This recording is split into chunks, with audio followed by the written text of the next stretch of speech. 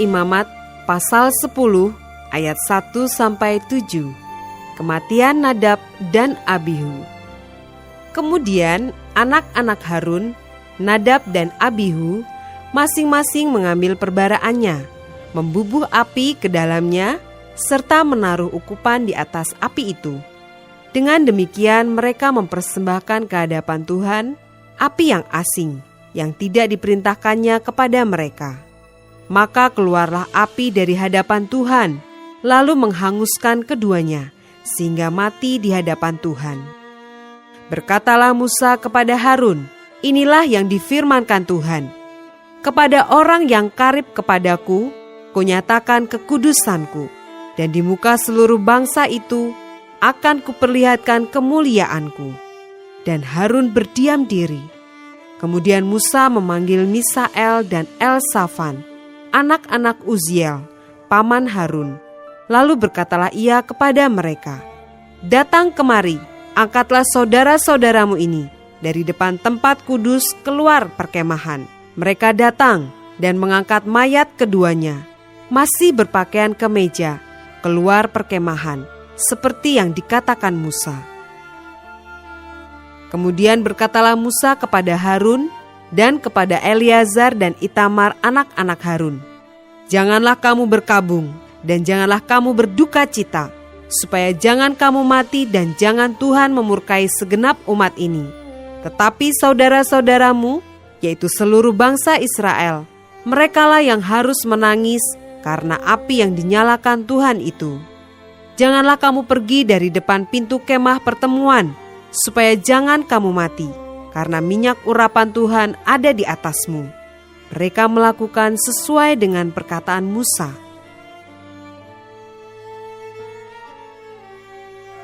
Ayat 8-11. Larangan tentang minuman keras bagi imam yang menyelenggarakan kebaktian. Tuhan berfirman kepada Harun, janganlah engkau minum anggur atau minuman keras, engkau serta anak-anakmu, bila kamu masuk ke dalam kemah pertemuan, supaya jangan kamu mati. Itulah suatu ketetapan untuk selamanya bagi kamu turun-temurun. Haruslah kamu dapat membedakan antara yang kudus dengan yang tidak kudus, antara yang najis dengan yang tidak najis. Dan haruslah kamu dapat mengajarkan kepada orang Israel segala ketetapan yang telah difirmankan Tuhan kepada mereka dengan perantaraan Musa.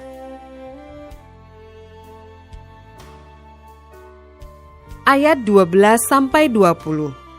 Bagian imam dari korban. Kemudian berkatalah Musa kepada Harun dan kepada Eleazar dan Itamar, anak-anak Harun yang tinggal itu, ambillah korban sajian yang tinggal dari segala korban api-apian Tuhan, dan makanlah itu sebagai roti yang tidak beragi di samping mezbah, karena itulah bagian maha kudus.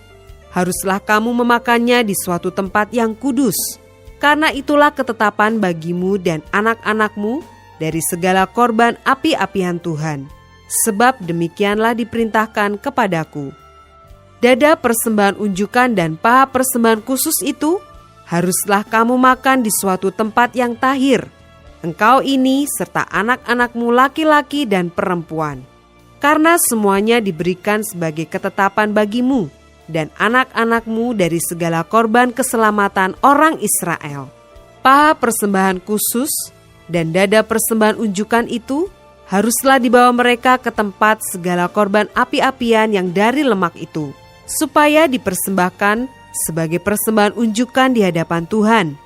Itulah suatu ketetapan untuk selamanya bagimu, serta bagi anak-anakmu, seperti yang diperintahkan Tuhan. Kemudian Musa mencari dengan teliti kambing jantan korban penghapus dosa itu, tetapi ternyata kambing itu sudah habis dibakar. Sebab itu dimarahinyalah Eleazar dan Itamar, anak-anak Harun yang tinggal itu. Katanya, mengapa tidak kamu makan korban penghapus dosa itu di tempat yang kudus? Bukankah itu sesuatu bagian maha kudus dan Tuhan memberikannya kepadamu, supaya kamu mengangkut kesalahan umat itu dan mengadakan pendamaian bagi mereka di hadapan Tuhan, lihat, darahnya itu tidak dibawa masuk ke dalam tempat kudus. Bukankah seharusnya kamu memakannya di tempat kudus, seperti yang telah kuperintahkan?" Lalu berkatalah Harun kepada Musa, "Memang benar, pada hari ini mereka telah mempersembahkan korban penghapus dosa dan korban bakaran mereka ke hadapan Tuhan. Tetapi hal-hal seperti tadilah yang kualami. Jikalau pada hari ini aku memakan juga korban penghapus dosa, mungkinkah hal itu disetujui oleh Tuhan?" Ketika Musa mendengar itu, ia menyetujuinya.